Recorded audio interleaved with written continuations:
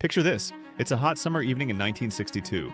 An American drag strip somewhere in the Midwest. The crowd is buzzing. Big V8 muscle cars are lined up. Roaring engines, thick tires, chrome everywhere. These are the kings of the strip. Nobody is scared of anything tonight. Then something rolls up to the starting line that makes people laugh. A tiny Ford Falcon, grocery getter, family car. The same car your neighbor uses to pick up milk and drive his kids to school. Barely 70 horsepower. A simple 3-speed gearbox. It weighs almost nothing. It looks completely out of place. The V8 drivers don't even take it seriously. One of them smirks. Another one waves it away like it's a joke. The Christmas tree lights count down. Green light. And the Falcon launches, and it doesn't stop. By the time those heavy V8 cars catch up on what just happened, the Falcon has already crossed the finish line first. The crowd goes dead silent for 1 second. And then they go absolutely crazy. This is not a story someone made up. This happened, and today we're going to tell you exactly how and why. If you love the real untold stories of American cars and motorsport history, subscribe to Auto Documentaries right now and hit that bell icon so you never miss one. To understand why the 1962 Ford Falcon was secretly dangerous on a drag strip, you first need to understand what it was built to be. The story starts in the late 1950s. America was changing, gas prices were climbing, a recession had hit. People were tired of massive, heavy, fuel-hungry American cars that cost a fortune to run. Volkswagen was selling its little Beetle by the hundreds of thousands.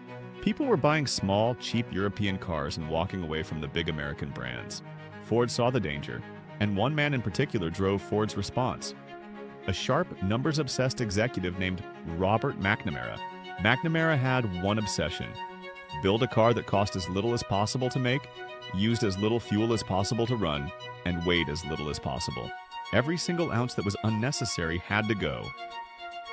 McNamara's team designed the Falcon from scratch with one philosophy: strip it down, keep it light. The result was remarkable. The 1960 Ford Falcon launched with a brand new 144 cubic inch inline, 6-cylinder engine. This engine was so light that a grown man could literally lift it with his own hands. The whole car weighed just around 2,400 pounds, almost 1,000 pounds less than a typical full-size American car of the era. The body was unibody construction, meaning no heavy separate frame underneath. The suspension used simple components directly sourced from Ford's existing parts bin to save weight and cost. There was no power steering, no power brakes, no heavy options weighing the car down. It was bare. It was honest. It was pure. The public loved it immediately. In its first 2 years on sale, the Ford Falcon sold over 1 million units. It was the fastest-selling new car in American history up to that point. Not because it was fast, because it was exactly what Americans needed. But here's the part nobody talks about. That obsession with keeping the Falcon light, every engineer's decision to remove weight, simplify the structure, strip it down, accidentally created something else entirely. Something nobody at Ford planned for: a drag racing weapon hiding in plain sight. By 1962, drag racing in America was exploding in popularity. Every weekend, thousands of fans were gathering at strips across the country to watch cars run the quarter mile. A straight line, 1,320 feet, from a standing start to the finish. And there was a very clear rule that everyone understood: more power wins.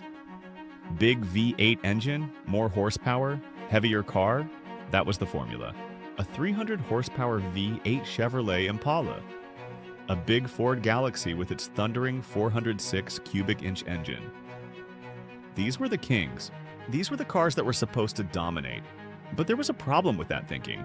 A basic physics problem that the V8 guys were ignoring. Power alone does not decide who wins a quarter-mile race. What matters is the power-to-weight ratio. How much power you have for every pound you are moving. A car with 300 horsepower pushing 4,500 pounds is actually slower than a car with 100 horsepower pushing 2,200 pounds. If the math works out right. And in 1962, the math was working out in a very unexpected way for the Ford Falcon. The base Falcon with its 144 cubic inch 6 produced around 85 to 90 horsepower at the wheels. The title of this story says 70, and that was the absolute base specification on paper for the smallest engine.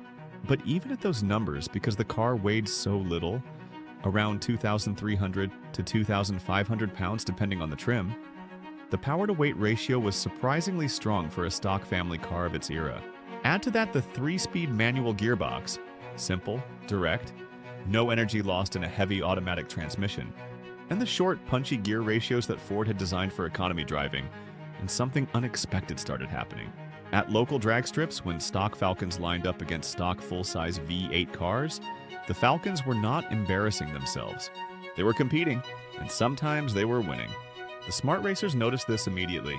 Here's where the story goes from interesting to absolutely incredible. In the early 1960s, NHRA, the National Hot Rod Association, which was and still is the governing body of American drag racing, had a class of competition called gas classes or gassers. These classes were for production-bodied cars running on gasoline, modified within specific rules. The cars were stripped of unnecessary weight, engines were built up, and they ran at tracks across America in one of the most exciting eras in motorsport history. The gasser wars, as they became known, were legendary. You had massive crowds. You had supercharged engines screaming. You had cars jacked up high in the front on straight axles, nose pointing at the sky, blower sticking through the hood. It was loud, raw, and completely American. The most famous gassers of that era were based on old, small pre-war cars. The 1933 Willys was the most popular, a tiny body from the 1930s that weighed almost nothing. Ohio George Montgomery, one of the greatest drag racers in American history, won 8 NHRA national titles between 1959 and 1968, mostly in his supercharged Willys. He was known as the king of the gassers. But here's the thing. As drag racing rules evolved and late model cars became allowed in the gas classes, racers started looking for a new lightweight platform. Something small, light, cheap to buy, easy to work on, with a simple chassis that could handle big power. And they found it sitting in the Ford showroom. The 1962 Ford Falcon. The Falcon's unibody construction was lighter than almost any other contemporary American production car. Its front end was simple, easy to cut and modify for the straight axle conversion that gassers needed. Its engine bay could accept larger, more powerful engines with relatively simple modifications. And at a base price of just around $1,974, it was affordable for working-class racers who did not have big factory budgets. Racers began building Falcon gassers. They stripped every ounce of unnecessary weight. They swapped in larger engines. They fitted the classic gasser straight front axle setup, raising the nose high to transfer weight to the rear for maximum traction. And they went to the strip. The results were sensational. This was the moment the world saw the potential of the lightweight unibody platform on the track. Let's take a moment to understand exactly what made the Falcon's construction so special for drag racing, because this is the engineering detail that most people have never heard. When McNamara's team designed the Falcon, they made one decision above almost all others: unibody construction. No separate body on frame. The body itself was the structure. This sounds simple, but the effects were enormous. A traditional American car of 1962 had a separate heavy steel frame running underneath the body. The body sat on top of it. Combined, these two heavy structures created massive weight. The Ford Galaxy, for example, weighed over 3,600 pounds in standard form. The Chevrolet Impala was similar. This alone removed hundreds of pounds from the car. On top of that, McNamara had ordered his engineers to use the lightest practical materials throughout. The engine, as mentioned, was so light a man could carry it. The suspension parts were simple and small. There was no unnecessary metal anywhere on the car. The result was a production car that weighed just 2,300 to 2,500 pounds, depending on specification. In a time when full-size American cars typically weighed between 3,500 and 4,500 pounds. On a drag strip, every pound you carry is time you lose. For every 100 pounds of weight you remove from a car, you typically gain about 0.1 seconds in a quarter-mile run. The Falcon was carrying 1,000 to 2,000 fewer pounds than its V8 competitors. That is a 10 to 20 second swing in potential, before you even start modifying anything. When racers realized this and began seriously building Falcon gassers, they were starting from a platform that was already ahead before the engine was even touched. Strip the interior, remove the glass, replace the bodywork with fiberglass, and the Falcon became ferociously light. By the mid-1960s, the Ford Falcon had become one of the most respected gasser platforms in American drag racing. Shops across the country were building them. Racers who had spent years in old pre-war cars were switching to the Falcon because it offered modern engineering, better safety, and equal or better weight numbers. The Ohio George Tribute Falcons that appeared at events like the Turkey Rod Run became icons. Builders fitted engines like the Ford 302, bored and stroked to 347 cubic inches, making 400 horsepower in a car that weighed almost nothing. The combination was devastating on a straight line. But here's the deeper story. The Falcon's impact on drag racing went beyond just winning races. The Falcon was proof of a concept that would define American performance cars for the next 6 decades. The concept that a small, light car with a smart engine is faster than a heavy car with a big engine. This lesson, learned at drag strips all over America in the early 1960s, directly fed into what happened next. Ford engineers watching the Falcon perform understood that their lightweight compact platform was genuinely special. They began thinking about what a proper performance version of the Falcon might look like. Those thoughts eventually led directly to one of the most famous cars in automotive history. In April 1964, Ford introduced the Mustang. Based heavily on the Falcon's platform, sharing its unibody structure, its suspension geometry, and its basic engineering philosophy, the Mustang was essentially a Falcon wearing a muscle car suit. The lightweight lessons learned from the Falcon's drag strip success were baked directly into the Mustang's DNA. Without the Falcon proving that lightweight compact construction worked, not just for economy but for performance, the Mustang might never have existed in the form it did. And without the Mustang, American muscle car history looks completely different. Today, 60 years after those hot summer evenings at drag strips across America, the 1962 Ford Falcon is celebrated as one of the most important cars in motorsport history. Classic Falcon gassers are some of the most desired and valuable drag racing machines at shows and auctions. A well-built period-correct Falcon gasser can sell for over $100,000.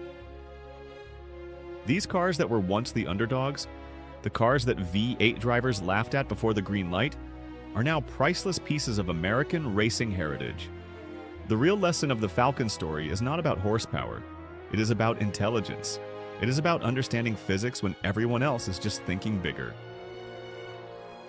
The racers who looked at a grocery getter and saw a drag racing weapon were not lucky. They were smarter than everyone else at the strip that evening. They understood something that too many people still forget today, that winning is not always about having the most power. It is about having the best ratio of power to weight. It is about using your head before you use your wallet. A tiny 6-cylinder engine in a car lighter than almost anything else on the strip. 3 simple gears. No tricks, no secrets, no factory budget, no corporate backing. Just physics. And it worked. The 1962 Ford Falcon did not accidentally stumble onto those drag strips. It arrived, humble and silent, and it changed everything. Robert McNamara built the Falcon to be the most sensible, most economical, most stripped-down car Ford had ever made. He wanted to save money. He wanted to save fuel. He never once thought about the drag strip. But the laws of physics do not care about intentions. They just care about the numbers. And the numbers on the 1962 Ford Falcon were quietly, perfectly, accidentally extraordinary. The next time someone tells you that more horsepower always wins, remember the little Falcon. 70 horsepower, 3 gears, and a quarter mile full of V8 cars it left behind.